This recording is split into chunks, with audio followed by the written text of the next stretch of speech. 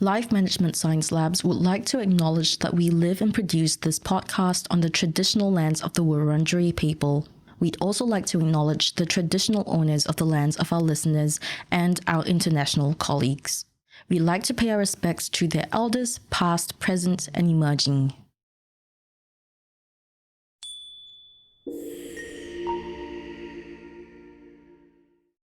Hi, and welcome to Reloscope, the Relationship Science Insights podcast produced by LMSL, the Life Management Science Labs.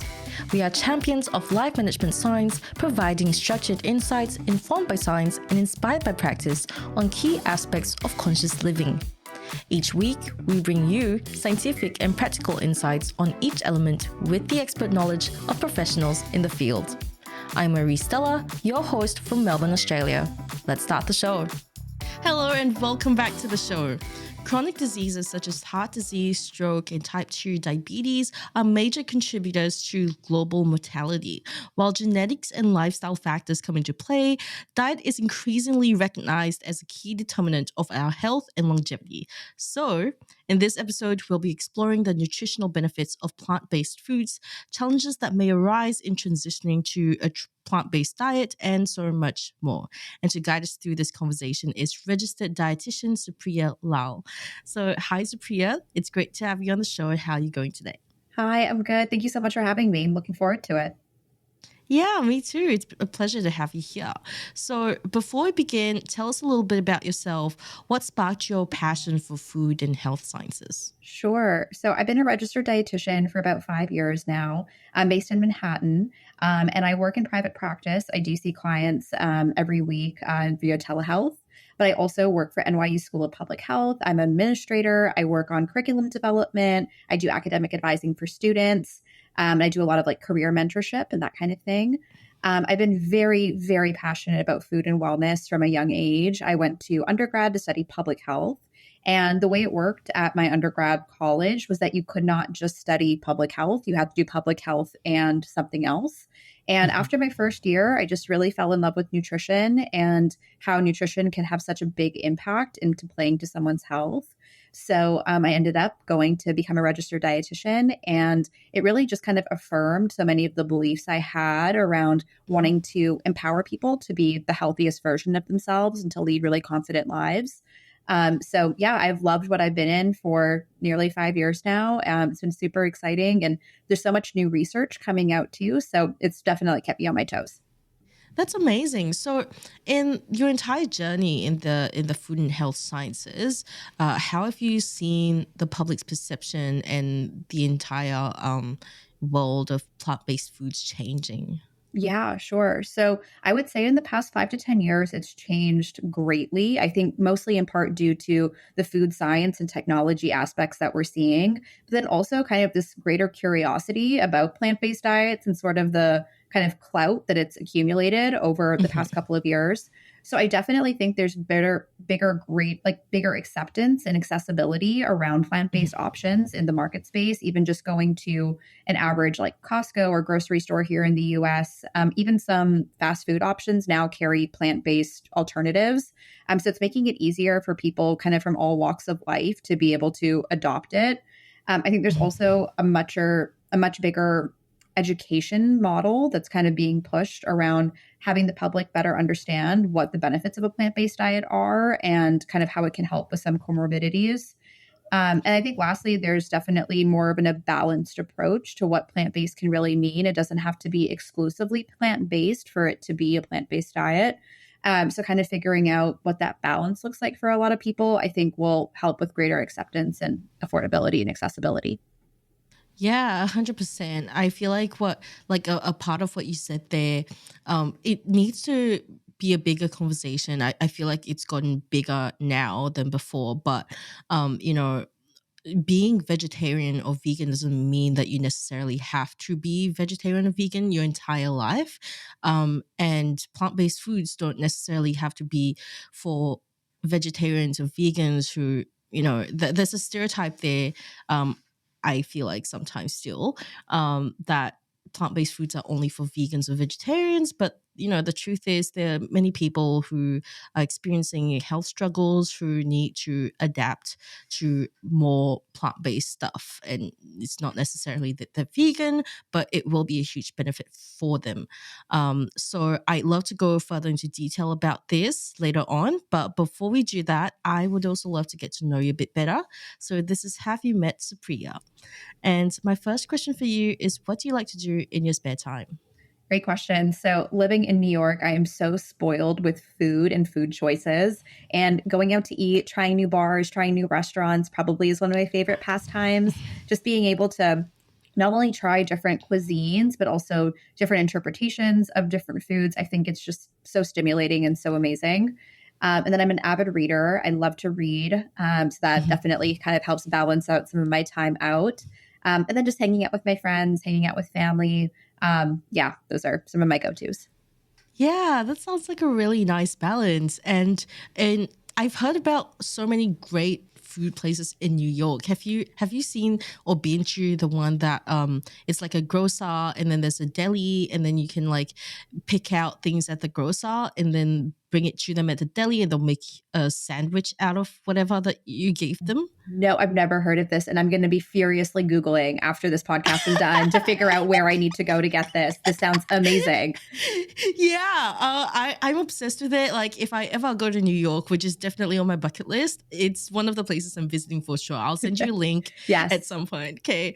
But yeah, the other thing that you mentioned was books. So what are some of your favorite genres or any of your favorite standout books that you enjoy?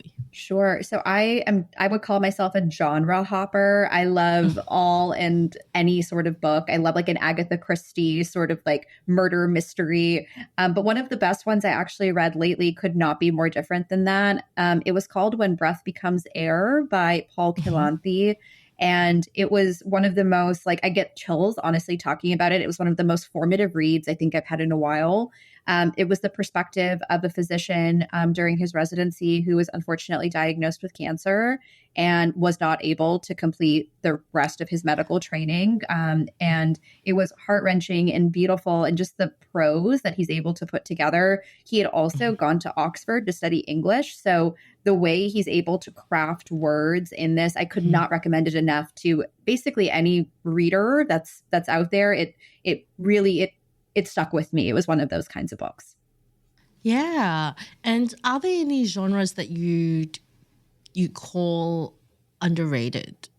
I love just holistic mystery. I think there's so much value in being able to transport yourself and kind of critically think about little details about things. I've always been an avid kind of mystery reader, kind of same with sci-fi, just kind of gets me out of the reality of whatever is going on and my imagination's really able to take flight. And I think there's a lot of beauty in that creativity.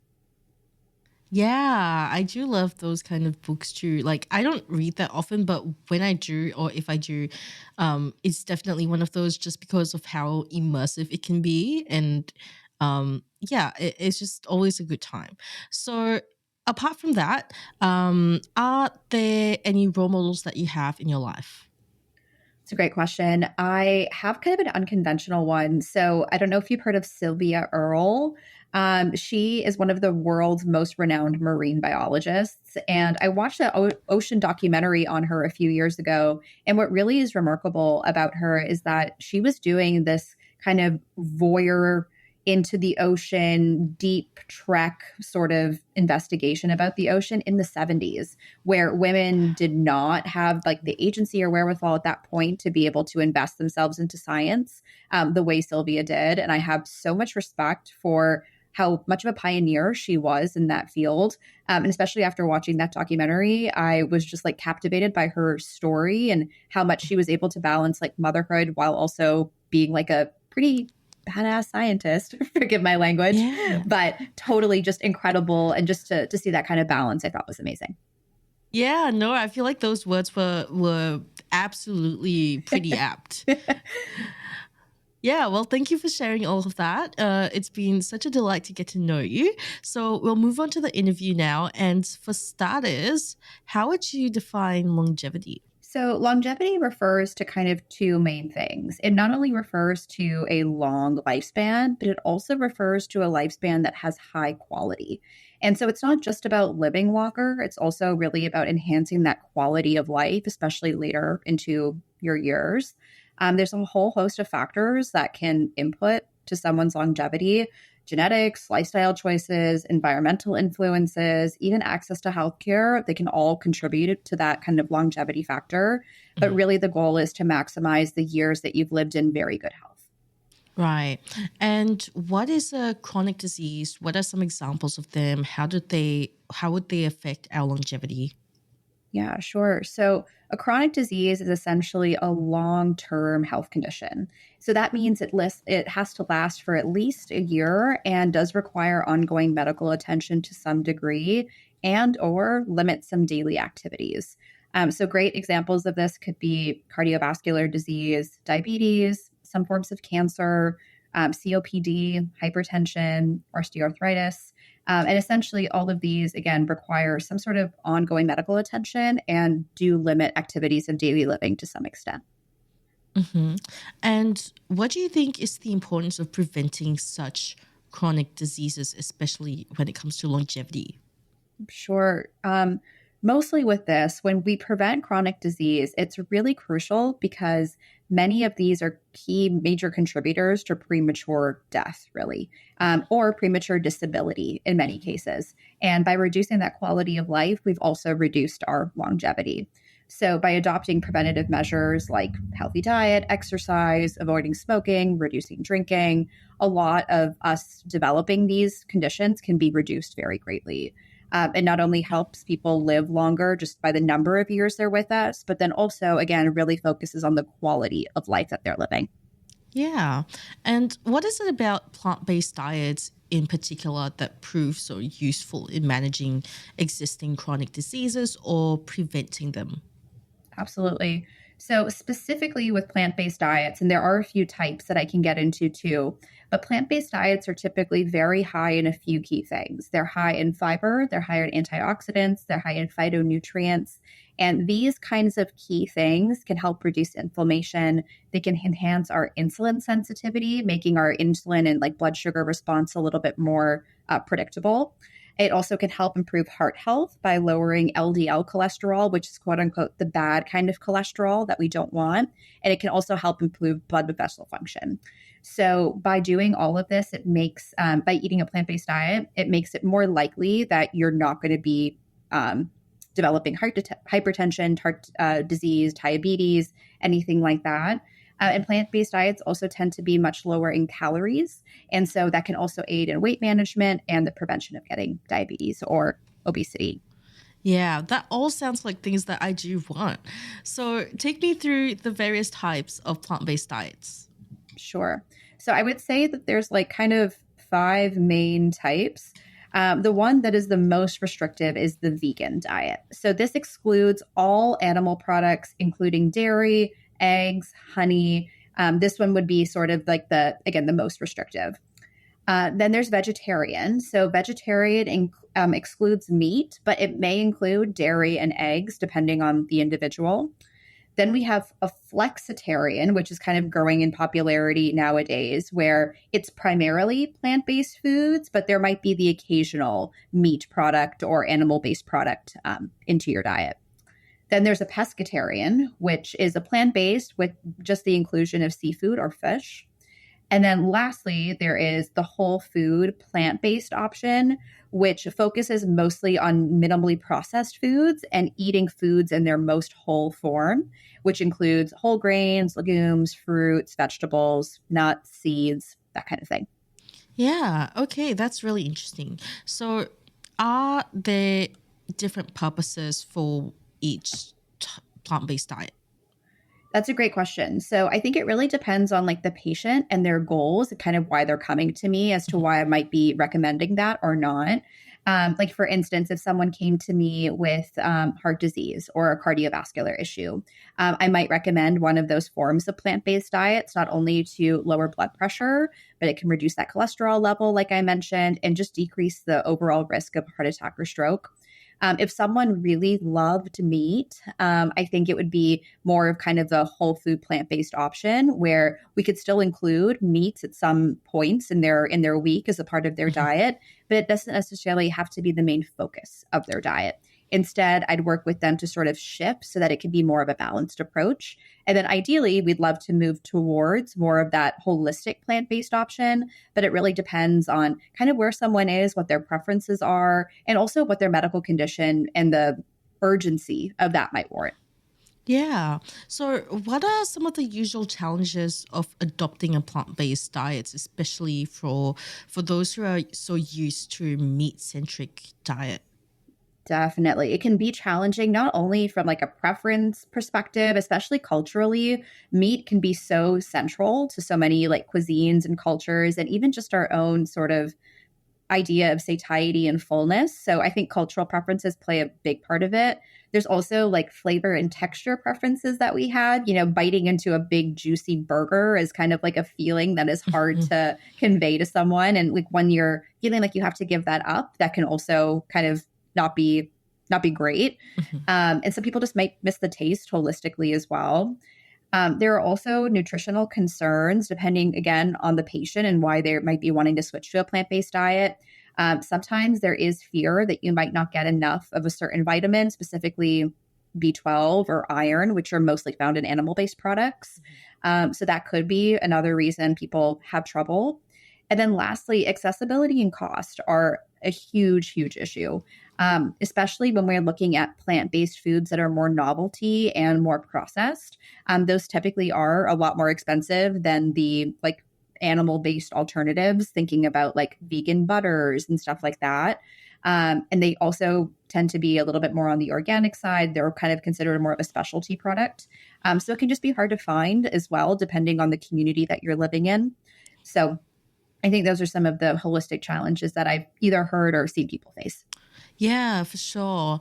With regards to accessibility and cost, I think it's probably one of the most major ones. Like I do peek around in the organic section and the vegan section and vegetarian section sometimes, and it's always a little bit more pricey, which doesn't seem like once you're at a certain point, like financially, it doesn't seem that much of a difference. But when you're unable to afford like regular groceries as it is, it can be really difficult to go for the vegan or vegetarian options because that it makes a whole lot of difference. And here we do have the privilege in Australia, we have the privilege of having some like discount stores that are focusing on veganism and vegetarian products, which is fantastic.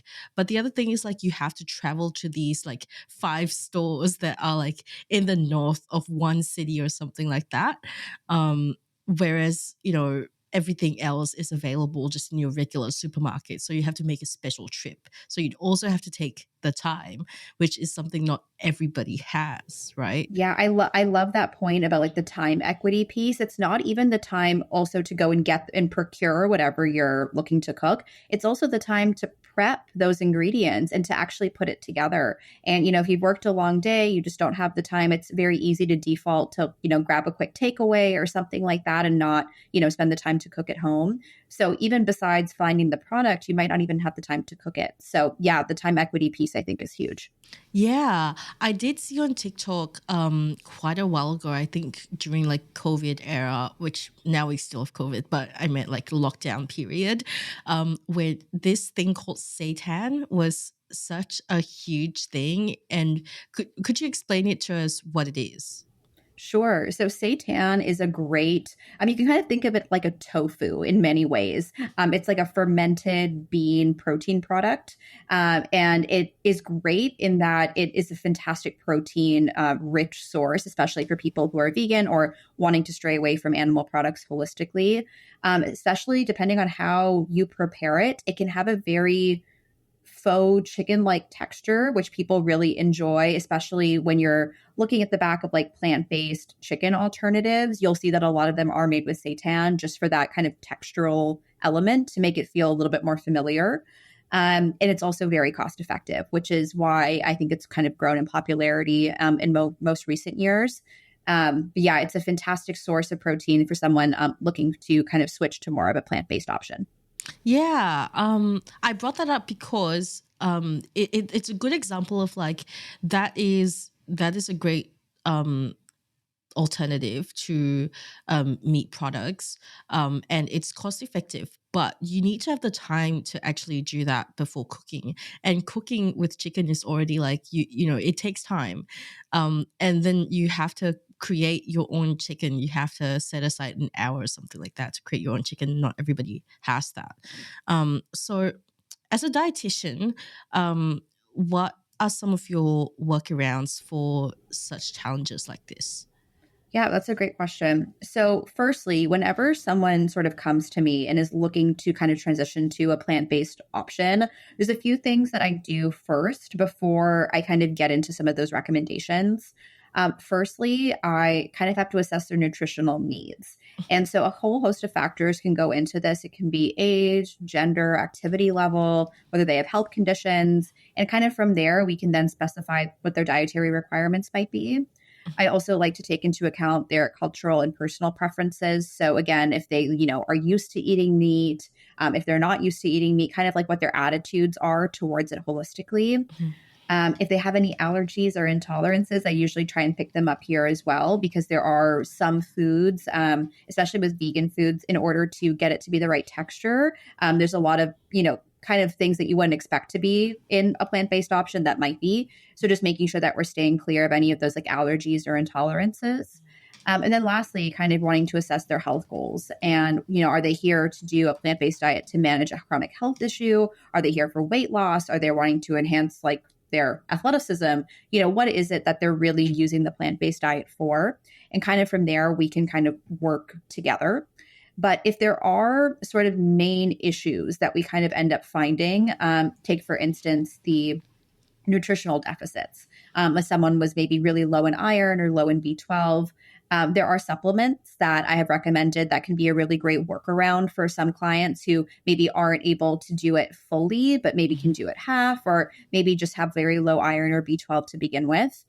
The other option is fortified foods as well. There are many like plant-based milks, cereals, stuff like this that can kind of help boost the nutritional value while also kind of making it a little bit more accessible for people. Yeah, that's great to know because I did look into it, and well, I feel like a lot of people who are against the vegan diet or vegetarianism in general, sometimes they do throw this as throw this out there as kind of like here's why I'm against veganism when it's not really like applicable to it, like in the grand scheme of things. Like it is something that does apply for some people, and studies have also like it's not incorrect by any means. It's completely true. Some studies have even shown that those on a plant-based diet are found to have lower plasma vitamin B12 levels and higher levels of vitamin B12 deficiency than those who consume animal products, which can lead to anemia and severe neurological dysfunction. But how common of an issue is this? I would say in women, it can be a little bit more common than in men. And the reason is as women, due to our menstrual cycle, we typically do have like lower iron count compared to men. Mhm. So this compounded by a plant-based diet might not be the best Mhm. option. It really is an individualized approach, though, depending on the woman, depending on their goals. And this can be a really great case for supplementation as well. Again, if someone really came in with like kind of a dire need. I would say overall, it's not as common as one might think, though, Mhm. especially if you're eating a variety of foods.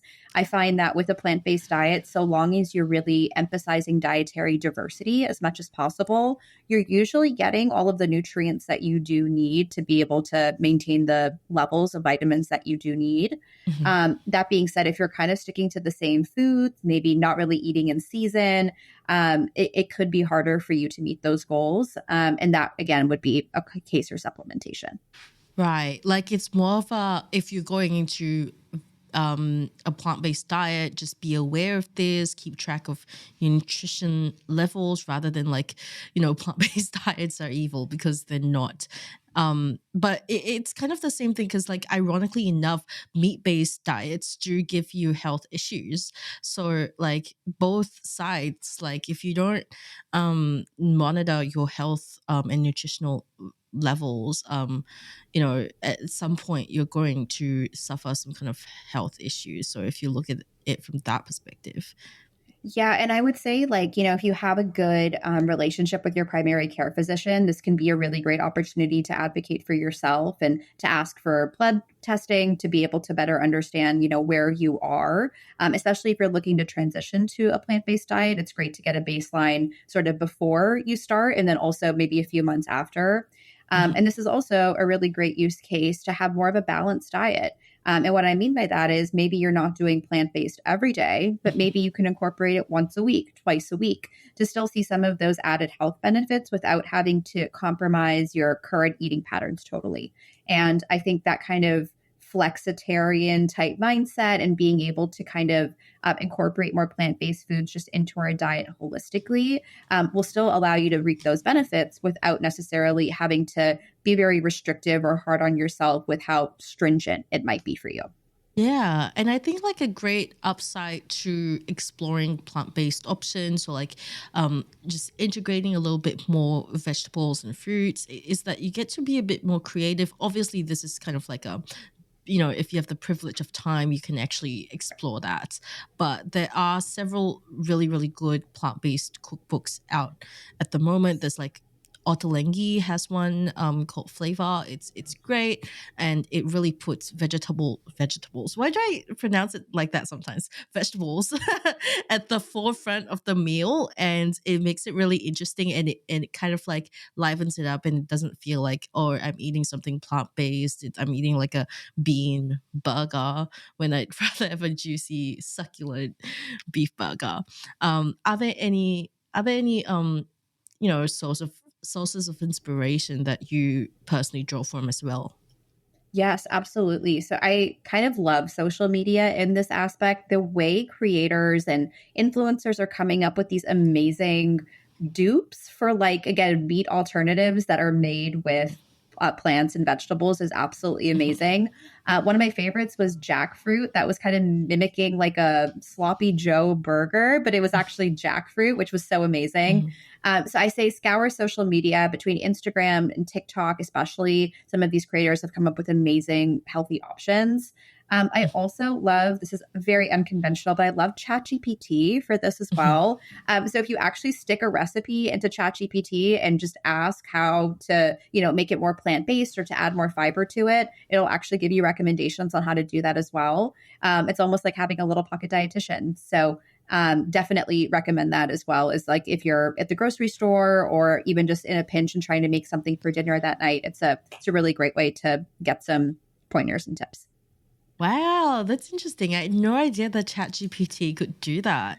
Yes, it's a fun one, and a lot of my clients love it, especially when like they have something like a simple sort of question on maybe how to incorporate more fiber or maybe to make a recipe more high protein for themselves. It's a really helpful hack. Yeah. So, apart from what we've discussed so far, what are some of the other potential risks or limitations of following a restrictive plant based diet? So, besides the nutrient deficiencies, which we Yeah. have touched on, there are two other main things I'd like to call into attention. So, the first can be the social isolation piece of any sort of restrictive diet, whether it's plant based or an eating disorder. Typically, we are very social creatures. We love to commune around food. And whenever we're adhering to a strict diet, we might be kind of led to engage in social challenges or when eating out with our friends or even attending social gatherings, especially now coming into the holiday season. It's very tricky to be able to navigate, your own preferences while also being tempted by all of this great food that's in front of you. Mhm. So that social isolation piece, I think, can definitely be a limiting factor for some. And then the over reliance on processed foods can really come into question here. A lot of these companies that are coming out with sort of like plant based alternatives and plant based options typically do have a pretty high processing rate to be able to produce whatever product that they're producing for you. And they are typically a little higher in sodium and fats and some preservatives, which does kind of offset some of the health balances that and the health benefits of eating the plant-based diet in the first place. So if someone were to come to me and ask how to be a little less reliant on the processed foods, I would suggest opting to eat foods in more of their whole form. So as closest to the earth and closest to their natural form as you can get them. And by doing it this way, we rely a lot less on those processed options. And not to say that processed food is entirely bad. There's a convenience factor to it that is wonderful. But I think when transitioning holistically over to a plant-based diet, just be wary of how much is actually coming from like a faux alternative versus the actual fruit or vegetable themselves. Right. Okay, that's really interesting. So, yeah, like I feel like processed foods, it's kind of the perspective that we have. It's quite, how do I put this? Vague. It's pretty vague. So, could you give us some examples of what like a processed fruit or vegetable is like versus one that's whole and like just as close to the natural state as it can get? Sure, sure. So we can take the example for like a Beyond Meat burger. Mhm. So that's actually made from peas and a pea protein, and that is like the most diametrically opposite that you could imagine of like a stack of peas versus this kind of pea based product. So that's kind of a good holistic example. But to be a little bit more on the nose, you could take a carrot, for example, versus maybe like a carrot burger or something that's been kind of manufactured and created in the store. A really great way to kind of know how many ingredients are in something or how many preservatives are added is to flip over and look at that nutritional label. Typically, if it has just a few ingredients, all of which that you recognize or are foods in their whole form in and of themselves, this is a great way to kind of check. But if you can read and there's a lot of words you can't pronounce or a bunch of additives that, are very clear to you, then typically it's more of a processed option. Yeah, okay, that's good to know for sure. Well, does that mean that as long as the processed food that we are picking up, if they have that few ingredients that we're able to recognize and we know what they are, basically whole foods in it of themselves, does that mean that that would be a better option than those with like weird weird ingredients that we can't pronounce? Typically, I would say holistically, yes, that is true. Mhm, That being said, if someone came to me, they've been a meat eater for 40 years mhm, and now have to transition to a plant based diet, you know, something like a Beyond Burger is a fantastic option for them to begin to wean themselves off of being so dependent on yeah. meat while still having some of that plant based effect. Obviously, we'd love to transition them even further so that they're really eating foods in their whole form as much as possible. Mhm, But again, that being said, that's not a realistic goal for everybody. mhm, So I think that these kind of ultra processed options that are in the plant based space now are really great in certain occasions. And I really am I'm glad to see them that they're on the market. That being said, I would just caution people who might be overly reliant or simply see them as a healthy alternative when really they might not be compared to, just grilling maybe a portobello mushroom cap and calling that a mushroom burger for the evening. So, it's kind of, again, mostly related to their goals, but then mhm. also how frequently they're consuming those products as well. Right. Okay. Well, the other thing that I did want to touch on really quickly as well is that we do see plant-based foods and diets being normalized over the years, like like the one that you mentioned, Beyond Meat and Impossible Burger gaining popularity. But how do you see the plant-based scene evolving in the future? I think it's going to just grow and continue to explode. I think in the past, again, 5 to 10 years, I've really seen that trend starting. But I think with like the plant based food industry now, we're going to see a increased variety for sure. More products, more formulations, more alternatives that are going to be entering the market for a whole host of different, SKUs and different categories. I think this is my hopeful thinking, we'll see more of a focus on sustainability as well. I think there is more of like a growing environmental awareness around meat and how much water and soil that this like it can take to produce some of the beef and other Mhm. meats that we consume. So the sustainability focus of some of these plant-based alternatives, I think, can be a really great sort of middle ground to be able to work around climate change. And I hope that the plant-based industry sort of moves in that direction. And then I think there's just going to be more of an integration into, mainstream consumerism, mainstream health. I think plant-based eating is definitely going to continue to gain popularity. And, as simple as going to a fast food restaurant and even seeing a plant-based option on the menu, in work cafeterias, in school cafeterias, having a plant-based option that's going to be readily available to students, more so to even just normalize it more than anything. That way it doesn't feel like this kind of other thing or like other alternative that people can eat. And instead it's just sort of there. I think that'll be really great just in sort of the perception around plant-based foods holistically. Yeah. And lastly, in your opinion, what do you hope to see in the general public's attitudes towards plant-based diets?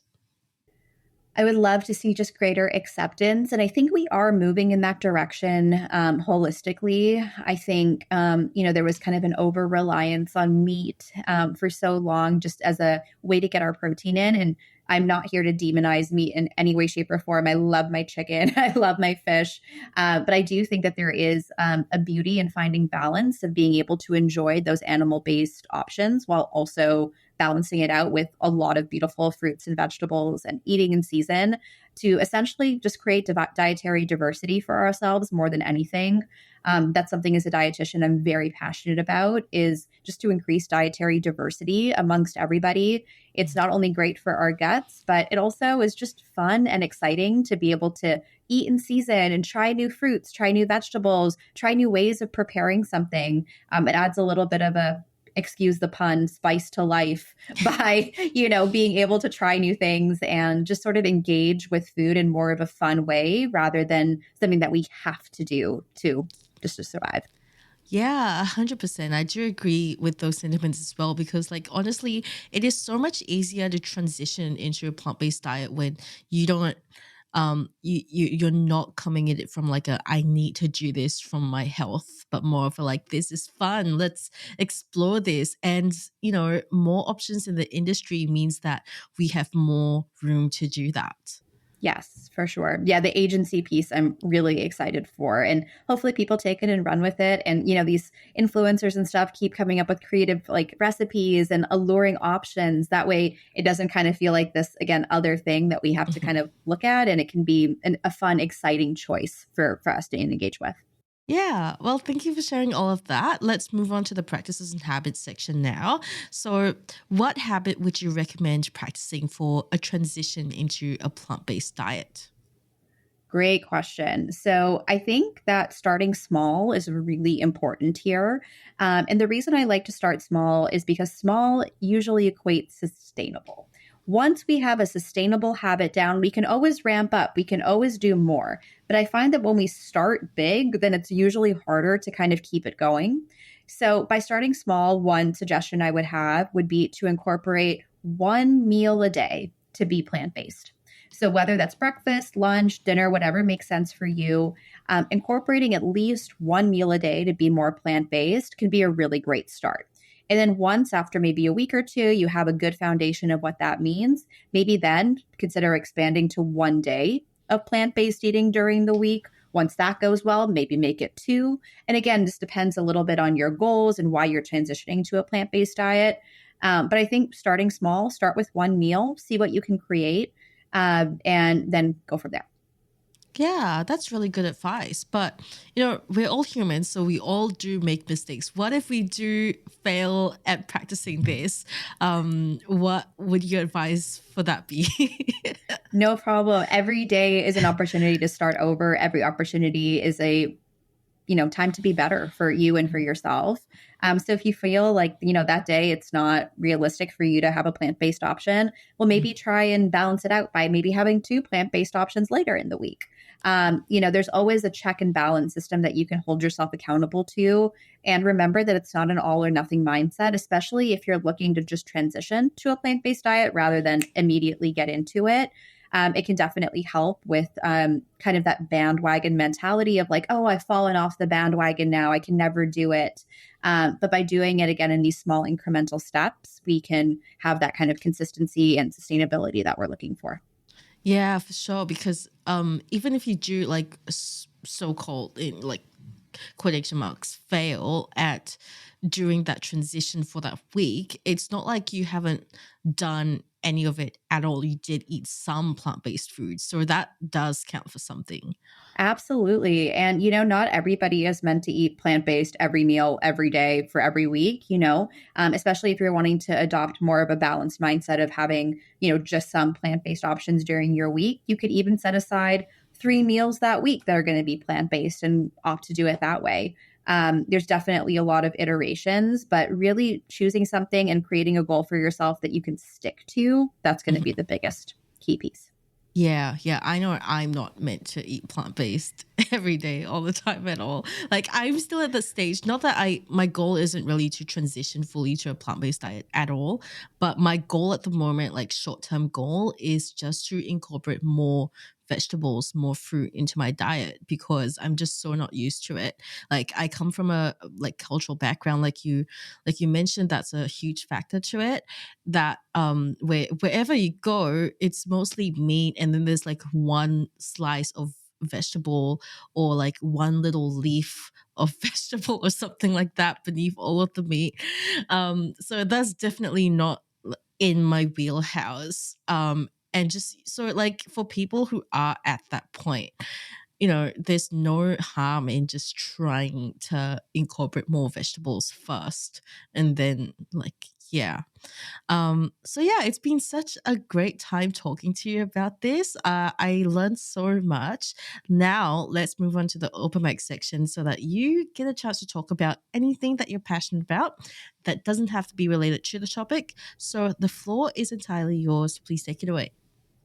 Well, thank you so much again for having me. I really appreciated the opportunity to kind of talk about plant-based diets holistically.